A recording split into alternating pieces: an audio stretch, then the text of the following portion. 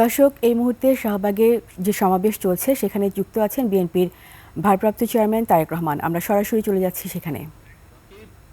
উপস্থিত বাংলাদেশ জাতীয়তাবাদী দলের সম্মানিত মহাসচিব জনাব মির্জা ফখরুল ইসলাম আলমগীর, উপস্থিত জাতীয় নেতৃবৃন্দ, মঞ্চে উপস্থিত, আমার সামনে উপস্থিত, সমাবেশে অংশগ্রহণ করে লাখো তরুণ সহকর্মী বৃন্দ, ভবিষ্যৎ বাংলাদেশের সদস্যবৃন্দ, আসসালাম আলাইকুম। প্রিয় ভাই বোনেরা, 1.5 দশকের ফ্যাসিবাদ বিরোধী আন্দোলনে ছাত্র দলের হাজার হাজার নেতাকর্মী হতাহত হয়েছে। মামলা, হামলা, জেল, জুলুম, নির্যাতন, খুন, গুম, অপহরণের শিকার হয়েছে ছাত্র দলের হাজারো হাজারো নেতাকর্মী।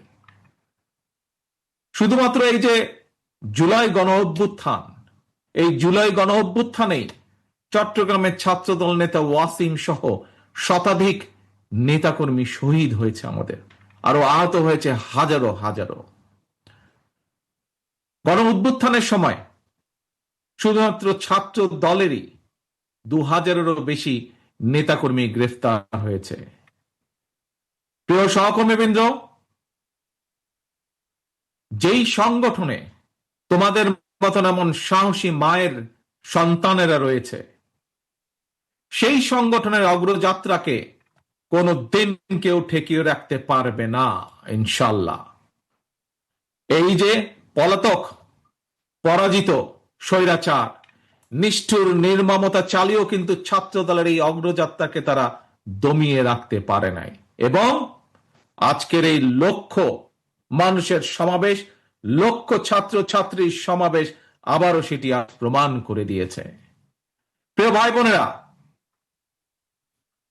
এই সমাবেশে উপস্থিত তোমাদেরকে এবং তোমাদের মাধ্যমে আমি সারা বাংলাদেশের জাতীয়তাবাদী ছাত্র দলের সকল নেতাকর্মী সমর্থকদেরকে জানাই বিরচিত অভিনন্দন।